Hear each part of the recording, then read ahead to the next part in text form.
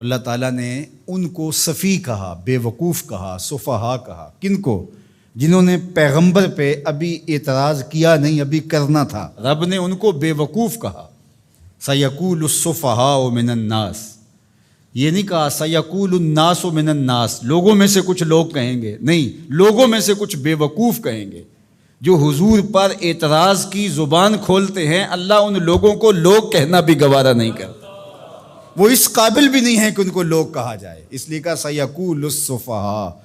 جو رسول رحمت پہ اعتراض کی زبان کھولنے والے ہیں وہ عقل مند ہو کیسے سکتے ہیں؟ اگر علم کا نور ان کے سینے میں ہوتا تو یہ حضور پر تو 100 جان سے قربان ہو جاتے، اور یہ اعتراض کی زبان کھولے بیٹھے ہیں۔ تو کہا سَيَقُولُ السُّفَهَاءُ مِنَ النَّاسِ، لوگوں میں سے کچھ خفیف الحلم لوگ، کچھ جاہل، کچھ بے وقوف لوگ یہ کہیں گے ما وَلَّاهُمْ عَنْ قِبْلَتِهِمُ الَّتِي كَانُوا عَلَيْهَا، ان کو اس قبلے سے کس نے پھیر دیا جس پر یہ پہلے تھے۔ اب یہ اسلام کی تکذیب کرنے کے لیے، اسلام کو جھٹلانے کے لیے، قرآن کی تکذیب کرنے کے لیے، صاحب قرآن کی تکذیب کرنے کے لیے کوئی موقع ہاتھ سے نہیں جانے دیتے تھے۔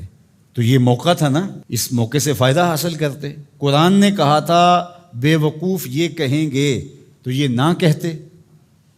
قرآن نے کہا تھا کچھ بے وقوف یہ اعتراض کریں گے، یہ کہتے ہم نہیں کرتے۔ قرآن نے کہا ہے کہ اعتراض کریں گے، لاؤ کون ہیں جنہوں نے اعتراض کیا؟ لیکن وہ بے وقوف کاہے کا جو عقل کی بات کر جائے۔ تو اس لیے اللہ تعالیٰ نے کہا کہ لوگوں میں سے کچھ بے وقوف کہیں گے ما وَلَّاهُمْ عَنْ قِبْلَتِهِمُ الَّتِي كَانُوا عَلَيْهَا، ان کو اس قبلے سے کس نے پھیرا جس پر وہ تھے۔ ما وَلَّاهُ، وہ چیز کیا تھی؟ یہ ایک سطحی اعتراض ہے۔ قبلہ کیا ہے؟ قبلہ جائے توجہ کو کہتے ہیں، ایک جہت ہے جس کو متعین کر لیا جاتا ہے۔ سجدہ قبلے کو نہیں ہے، سجدہ کعبے کو یا بیت المقدس کو نہیں ہے، سجدہ تو رب کو ہے۔ تو لوگوں کو یکسو کرنے کے لیے ایک سمت مقرر کر لی جاتی ہے اور سب ادھر رخ کر کے بیٹھ کے یکسو ہو جاتے ہیں۔ میں آپ سے گفتگو کرنے بیٹھا ہوں تو یہاں ممبر رکھ دیا گیا اور آپ سب لوگوں کی توجہ ادھر ہے، لیکن کسی انتظامی وجہ سے یہ ممبر وہاں رکھ دیا جاتا تو آپ سب کی توجہ ادھر ہوتی۔ تو مقصود کیا ہے؟ مقصود تو کلام سننا ہے، گفتگو سننی ہے۔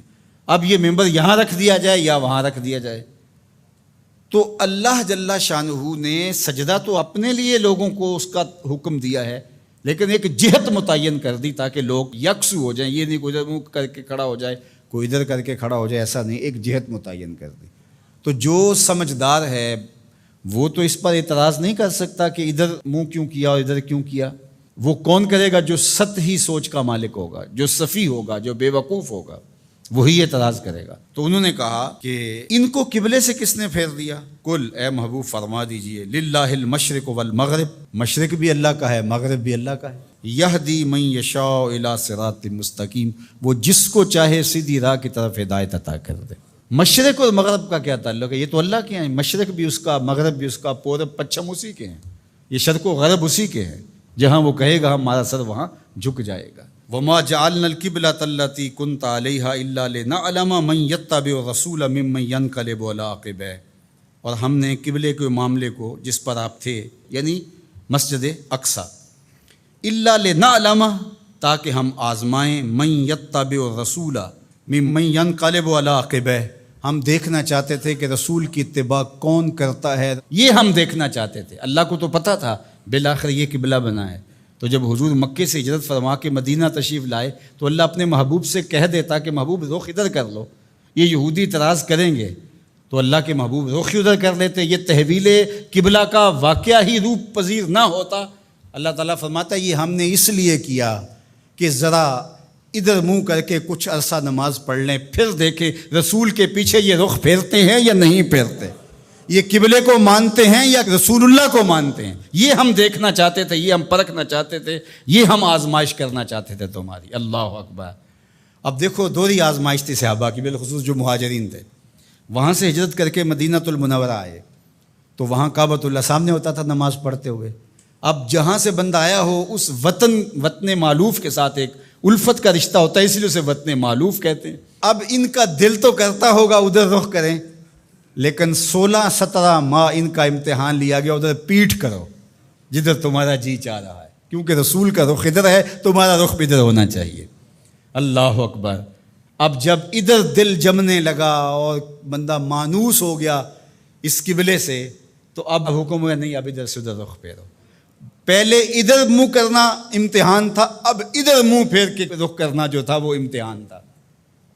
تو اللہ کہتا ہے ہم اس لیے یہ قبلے کے معاملے کو اس طرح بنایا ہے تاکہ ہم دیکھیں کہ کون جو ہے وہ قبلے کی اتباع کرتا ہے اور کون قبلہ نما کی اتباع کرتا ہے۔ ہم یہی دیکھنا چاہتے ہیں۔ یہ بہت بھاری کام تھا، لیکن جن کو اللہ نے ہدایت دی ان کے لیے مشکل نہیں ہے۔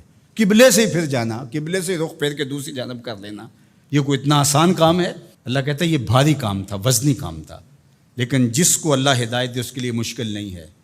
اور آپ تاریخ پڑھیں، کسی ایک نے بھی یہ نہیں کہا کہ یہ کیا ہوا، حضور کے سارے غلاموں نے رخ پھیر لیا۔